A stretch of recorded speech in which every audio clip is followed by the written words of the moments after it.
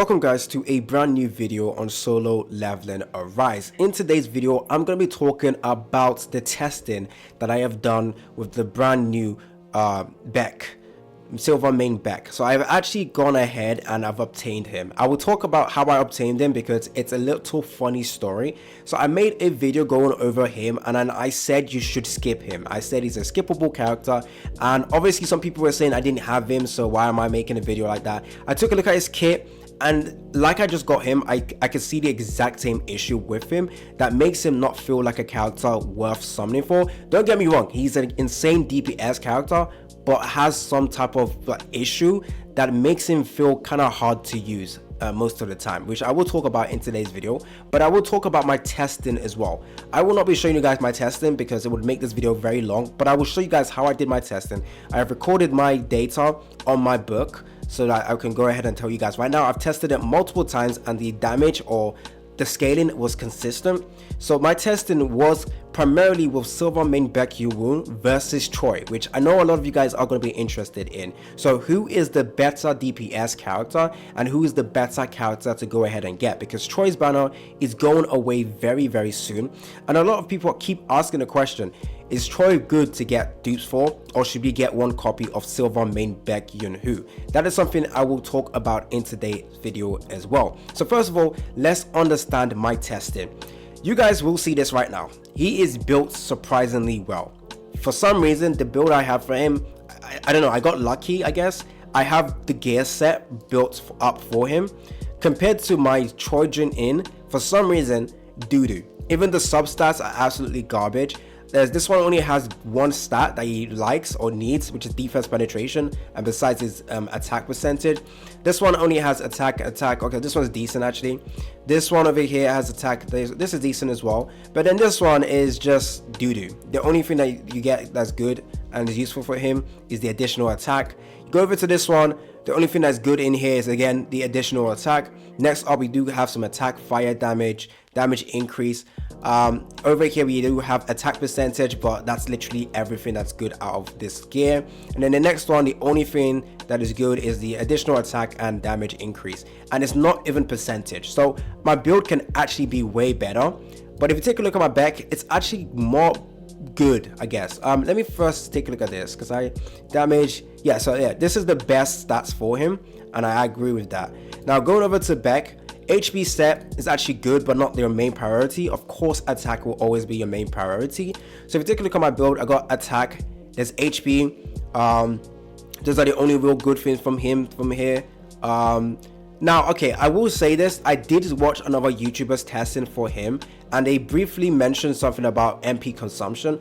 I did check the video out. It was mainly, okay, the YouTuber is called Pain. I also took similar ideas from his testing to do my testing as well. He mentioned that there is an MP consumption issue with him, which I disagree with. I think with the testing he did, he was only using Baek alone, which in typical sense you're not going to be doing in any of the game modes available. You're not only using Baek, you're going to be switching out hunters consistently, and then you're going to be accumulating it. So I don't think there's really an issue with the MP consumption or the MP amount he has.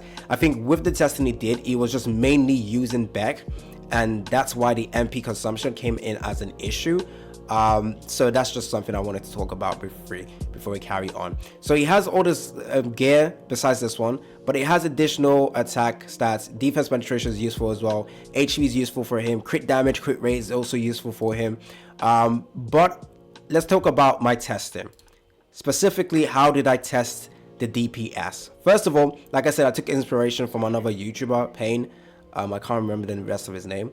But over here at 25, you have this boss over here with 0 elemental recommended elements, so you can actually take a look at the damage, roll the DPS. I wish I could actually test the characters without, oh sorry, not this one, it's the one without sorry, it's the hunters one, sorry, not the players one, it's the hunters one.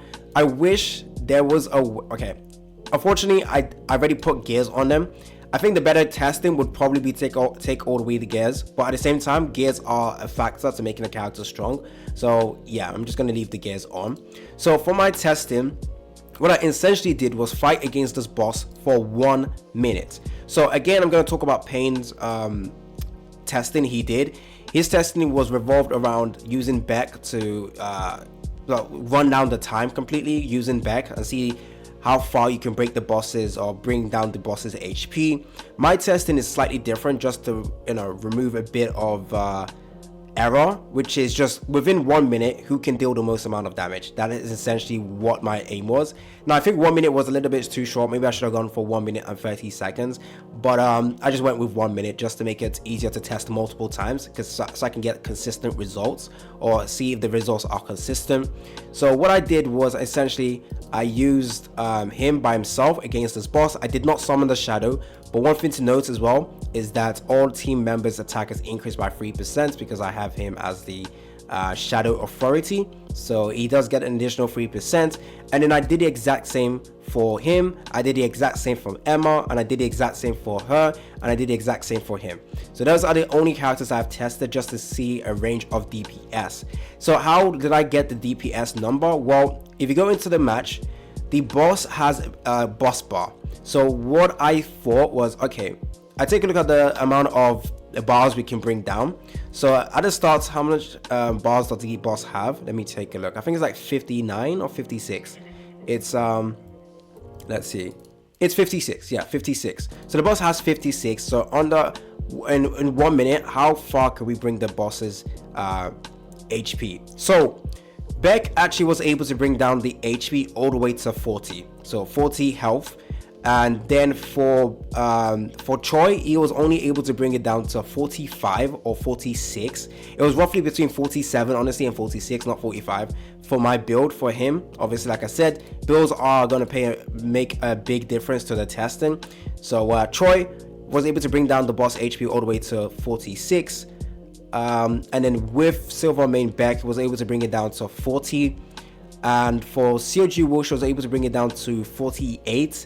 Emma was 49, Baek was also 49, and there you go. So you get a range of damage over here. So you guys are probably going to say, wait a minute, does that mean Baek is a great character to summon for since his damage is better than Choi's? No. The reason for that is, although the testing was focused on DPS, that is not how you actually test your character, or that's not how you actually use your hunters. So using one hunter isn't how we actually play the game. We use 3 different hunters, and overall we get a range of different clear times and whatnot. So focusing on just one hunter isn't really gonna say this character is better than that. It's just telling us for raw DPS who does the most amount of damage. However, Choi has better utility plus survivability. Although Baek was able to deal way more damage, the issue was his HP was considerably lower, and this HP being low puts him at a very, very bad spot, because 1 hit or 2 hits can knock him out, and then you only have to fight the match with only 2 of your hunters, and then you have to keep retrying over and over again to make sure you can balance his HP and make sure you don't die, which makes him a glass cannon type character and makes him harder to use for everyone. So in terms of the safest bet and the one that will help you guys a lot more, Choi is the answer. Baek, great damage, survivability is not there for him. Second of all, he has an issue right now with his gear. I should have actually mentioned that in the beginning, but his gear is bugged. His current gear, which I don't have actually, so it doesn't really matter. So his bleed in effect gets wiped off if he uses his own gear. Now, one major issue I have with him is the fact that you can't actually use him against world boss. I mean, you can use him, but he won't actually have his full kit unlocked because you're unable to inflict bleed to the enemy.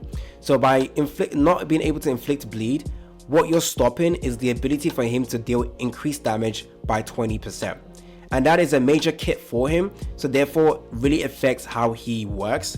Now, what they could have done or should have done instead is, instead of saying cannot be applied on world boss, bleed cannot be applied, what it should have done is have a second passive for bleed that says against world bosses, the damage done is equal to 0.0001% of the current HP. Therefore, you're nerfing the bleed, but you're still able to actually apply bleed. So therefore, he can actually utilize his skill.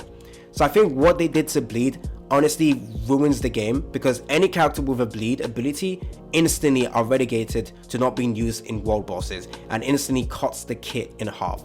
So I think they need to absolutely change what they did to bleed.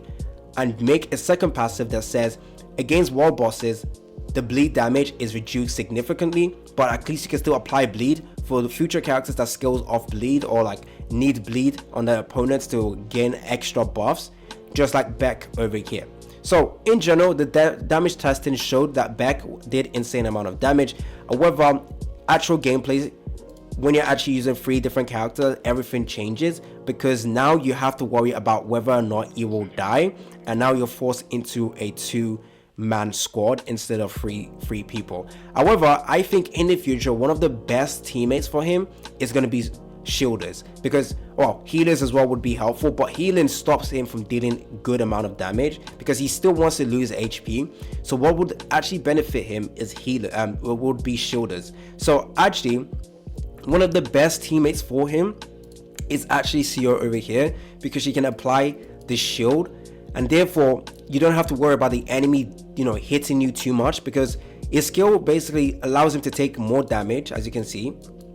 There it is. So damage taken is increased by 15%, which sucks for him. However, if you have a shielder, it's perfect. So I think in the future, more shielders come out, they could be an amazing support character for him. Seojiwoo is a good support character right now. So let me go ahead and quickly showcase how this team would work right now. So let's go. I'm going to be using Seojiwoo. You'll see me use her consistently to reapply this shield. So in hunters, you're not using just one character, and you're consistently switching characters. So what you do is be like this. You just keep doing damage. Now, even though Emma, this is also clear evidence that damage isn't everything in the game. So my testing showed that Emma's damage wasn't like insane. However, there is no doubt she is the top 3 best character in the game. So it might not be the damage that you're looking for. However, the utility she has, plus everything else she does, plus even a damage, makes her one of the best characters in game. So just because Baek over here can actually do more damage does not mean he is better than Troy. It just means in terms of damage, he is the character. You can use him for damage. However, you then need to pay attention to what else he does. So what we're going to be doing with CO is trying to apply the shield, and there we go. And now flip me. Okay, there we go. So we're going to apply the bleeding. Perfect. So we now use him. So what we're going to be doing is, instead of switching now, we are going to do this. And this is how you play him, basically. Now, if my attack rotations are bad, let me know. So there we go. Now the shield is wiped off, but it's fine. When we need the shield, we will switch back into that. Okay, so we're going to use this next. Bam. There we go. Okay, now when the super armor ends, I'm going to switch over to Emma. So, to be honest, you do want to play on him for a long time compared to other characters, because when I play with Troy, I don't stick with Troy every single time. I switched frequently. So I use Troy's skill and then I switch to a different character. Whereas with Baek, you want a normal attack for a long time. So you're actually going to be staying on the field for a very, very long time compared to other characters. So yeah, Baek's playstyle is slightly different. It's all about him, basically. But if we can get a better shielder that just applies shield in one go, you can have a really good, oh come on, there we go. You can really have a good build with him. So he still takes a bit of damage, but there you go. Okay, perfect. So he has the bleed on, perfect. And then we're going to use this next. Done. So this is, there we go. We let him take a bit of damage. There we go. Okay, we are gonna have to switch next after this. There we go. To be honest, I should have waited for the super armor to end, but like I was worried that he would die. So there we go. Luckily for us as well, we have Emma that can also apply shield. Now in general, shield is kind of meh right now in terms of characters applying shield. So there we go. There we go. And this is without using summon the shadows as well. Oh yeah, no way we're gonna stick with him. So there we go. You have an issue with his HP, as you guys saw. So now I can't even use him. The moment his HP is like that, he stays in the backline. So yes, in general, for short matches, he is gonna be one of the best characters, honestly. But for long matches, drawn out matches, he probably isn't the best character. So at the end of the day, like I said, he is a good character. but once again, you can skip out on him, especially with his playstyle being this unique, and at the same time having issues with the without healing. It's a big deal. Now, even if a better healer comes out, because Min Byung healing sucks, but he's not a healer at the end of the day. So even if a better healer comes out, it would actually not help him too much. What he wants is a shielder. And I believe Alicia is a shielder, but I think a shield is from other abilities. Hopefully we get her soon. Actually, I want Chahane, and I want Alicia to come into the game soon, and I hope future support characters can come out to help him out as well. But in general, in terms of DPS, he can dish out a lot of DPS. But the main issue is the moment it reaches to like very low HP, you can't use him at all. Like, I mean, you can use him and then he dies, but at the end of the day, it's like, it becomes a burden. So yeah, in general, good DPS. My review on him / testing as well. So yeah, like I said, does more damage than Troy, but Troy is a much easier character to use because you don't have to stay on Troy for too long. All you need to do with Troy is use his basic attack, use his basic skill, switch out of Troy, use your other characters, switch back into Troy when you have him available, use again his skills, and then if you have his ultimates, you spam his ultimates, use his skill because it refreshes your skill, and then you switch out of him, which is the type of gameplay we all are used to and is better for us. Whereas with Baek wants to stay on field for a very long time. This is similar to like Genshin Impact, where there's some characters where the main source of the damage isn't from the burst, it's all about staying on field. And he needs a little bit of a healer as well, actually. Healers and shielders will help him out a lot. So maybe there's a shielder that comes out with a little bit of healing that would be useful as well for him. And that's all you really need for him to be able to be one of the best characters in the game. And obviously, he's not a great character for world bosses at now. So in the future, we are going to get more bosses as well, which instantly just says you don't want to use him for any of the world bosses that come out. Anyways, that is my testing on him and my review. Should you still summon for him? I think if you summon for him, you would like his DPS, but his survivability is his main issue. It's been your boy AC Gamer. Don't forget to like and subscribe, and I'm out.